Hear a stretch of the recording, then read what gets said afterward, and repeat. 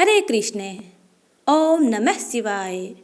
प्यारे भक्तों, आपको मेरा प्यार भरा राधे राधे। आज चैत्र मास का सोमवार है, दिनांक 1 अप्रैल 2024। आज हम श्रवणपान करेंगे सोमवार व्रत कथा। उम्मीद करती हूँ कि आपने चैनल को सब्सक्राइब कर लिया होगा। यदि नहीं किया है तो चैनल को सब्सक्राइब कर बेल आइकन को जरूर दबा लीजिएगा, ताकि आगे आने वाली वीडियो के नोटिफिकेशन आप तक टाइम पर पहुँचते रहें। आइए श्रद्धापूर्वक कथा श्रवणपान करते हैं।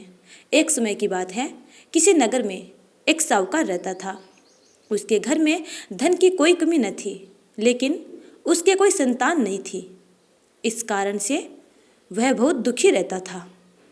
संतान प्राप्ति के लिए वह प्रति सोमवार को व्रत रखता था। वह पूरी श्रद्धा के साथ हर सोमवार को शिव मंदिर जाकर भगवान शिव और माता पार्वती की पूजा किया करता था। उसकी भक्ति से माँ पार्वती एक दिन प्रसन्न हो गई। इन्होंने भगवान शिव से उस साहूकार की मनोकामना पूर्ण करने का आग्रह किया। इस पर भगवान शिव ने कहा कि हे पार्वती, इस संसार में हर प्राणी को उसके कर्मों का फल अवश्य प्राप्त होता है। जिसके भाग्य में जो हो उसे भोगना ही पड़ता है। लेकिन माता पार्वती ने साहूकार की भक्ति का मान रखने के लिए भगवान शिव से एक बार फिर इच्छा जताई। शिव जी ने माता पार्वती के आग्रह पर साहूकार को पुत्र प्राप्ति का वरदान तो दिया, साथ ही यह भी कहा कि उसके बालक की आयु केवल 12 वर्ष की ही होगी।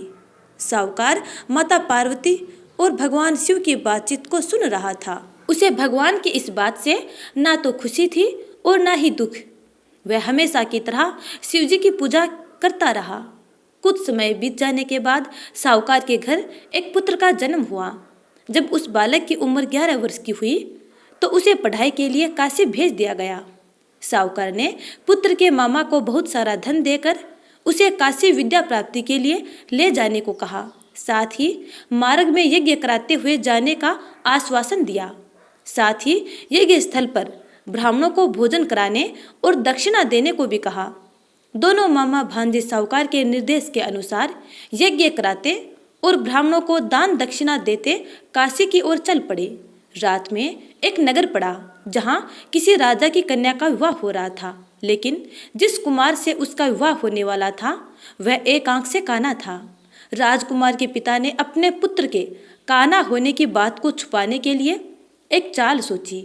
साहूकार के पुत्र को देखकर उसने सोचा, क्यों न इस लड़के को दूल्हा बनाकर राजकुमारी से विवाह करा दूं। विवाह के बाद इसको धन देकर विदा कर दूंगा, फिर राजकुमारी को अपने नगर ले जाऊंगा। इस तरह वह साहूकार के लड़के को दूल्हे के वस्त्र पहनाकर राजकुमारी से विवाह करा दिया। लेकिन साहूकार का पुत्र ईमानदार था।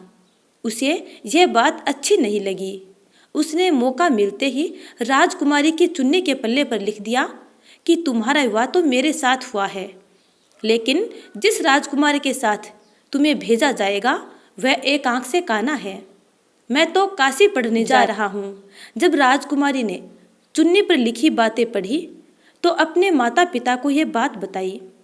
फिर राजा ने अपनी पुत्री को विदा नहीं किया, बारात को वापस लौटा दिया। दूसरी ओर मामा के साथ साहूकार का पुत्र काशी पहुंचा। वहां जाकर उन्होंने यज्ञ किया। जब लड़के की आयु 12 साल की हुई उस दिन यज्ञ रखा गया। लड़के ने इस दौरान अपने मामा से कहा कि मेरी तबीयत कुछ ठीक नहीं लग रही है। मामा ने उसे अंदर जाकर सो जाने को कहा। शिवजी के वरदान के अनुसार कुछ ही देर में उस बालक ने प्राण त्याग दिए। भांजे को मृत देख उसके मामा ने विलाप करना शुरू कर दिया। संयोगवश उसी समय शिवजी और माता पार्वती उधर से गुजर रहे थे। पार्वती ने भगवान से कहा, स्वामी, मुझे इसके रोने के स्वर सहन नहीं हो रहे हैं। कृपा कर आप इस व्यक्ति के कष्ट को दूर करें। जब शिवजी उस मृत बालक के समीप गए तो बोले कि यह उसी साहूकार का पुत्र है जिसे मैंने 12 वर्ष की आयु का वरदान दिया था। अब इसकी आयु पूरी हो चुकी है। लेकिन मातृभाव से विभोर माता पार्वती ने कहा कि हे महादेव, कृपा कर इस बालक को और आयु दे, अन्यथा इसके वियोग में तड़प तड़प कर इसके माता पिता भी मर जाएंगे। माता पार्वती के इतने आग्रह पर भगवान शिव ने बालक को जीवित होने का वरदान दिया। शिवजी की कृपा से उस लड़के का पुनः जन्म हुआ। इस तरह शिक्षा समाप्त कर लड़का मामा के साथ अपने नगर की ओर वापस निकल पड़ा। दोनों साथ चलते हुए उसी नगर में पहुँचे जहाँ लड़के का विवाह हुआ था। राजा ने लड़के को वहाँ पहुँचते ही पहचान लिया, फिर महल में ले जाकर उसकी खूब खातिरदारी की और अपनी पुत्री को उस लड़के के साथ बहुत सारे धन दौलत के साथ विदा किया। इधर भूखे प्यासे रहकर साहूकार और उसकी पत्नी अपने बेटे की प्रतीक्षा कर रहे थे। उन्होंने अपने बेटे की मृत्यु का समाचार मिलने पर स्वयं प्राण त्याग देने का प्रण कर रखा था, परंतु अपने बेटे के जीवित होने का समाचार पाकर वे दोनों बेहद प्रसन्न हुए। उसी रात भगवान शिव ने साहूकार के सपने में आकर कहा, हे श्रेष्ठी, मैंने तेरे सोमवार के व्रत करने और व्रत कथा सुनने से प्रसन्न होकर तेरे पुत्र को लंबी आयु का वरदान दिया है, और जो भक्त मेरा व्रत करेगा और सोमवार व्रत कथा श्रवण पान करेगा, मैं उसकी मंगल कामनाएं पूर्ण करूंगा। इतना कहकर भगवान शिव उस साहूकार के सपने में से अंतर्धान हो गए। तो प्रेम से बोलिए जय भोलेनाथ। अब सुनते हैं गणपति बप्पा की कथा। एक बुढ़िया माई थी, उसके एक बेटा और बहू थे। बुढ़िया माई हर रोज गणपति बप्पा की आराधना किया करती थी। उसकी आराधना से प्रसन्न होकर एक दिन गणपति बप्पा प्रकट हो गए और बोले, हे बुढ़िया माई, मैं तेरी भक्ति और पूजा आराधना से अत्यंत प्रसन्न हूँ, तू जो चाहे सो मांग सकती है। तब बुढ़िया माई ने कहा, हे गणपति बप्पा, मैं तो भोली भाली और नादान हूँ, मैं क्या और कैसे मांगूँ, मुझे तो मांगना नहीं आता। तब गणपति बप्पा ने कहा, आप अपने बेटे और बहू से जाकर पूछ लीजिए, उसके बाद मांग लेना। तब बुढ़िया माई अपने बेटे के पास गई और अपने बेटे से पूछा। तब बेटे ने कहा, माँ तू धन मांग ले। उसके बाद बुढ़िया माई अपने बहू के पास गई और बहू से पूछा। बहू ने कहा, माँ जी नाती और पोते मांग लो।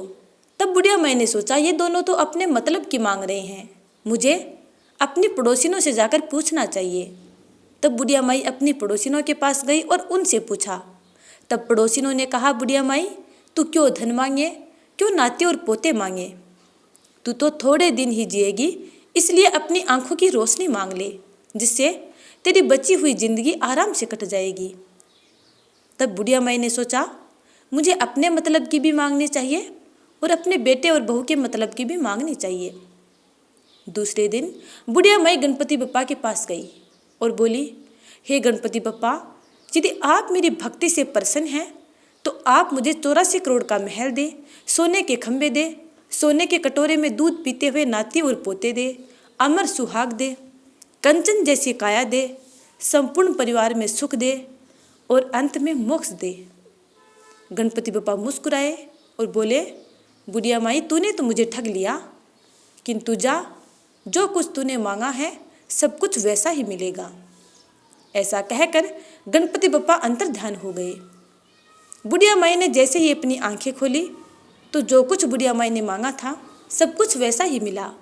हे गणपति बप्पा, जिस प्रकार आपने बुढ़िया माई की मन इच्छा पूर्ण की, वैसे ही अपने सब प्यारे भक्तों की मंगल कामनाएं पूर्ण करना। जय श्री गणेश।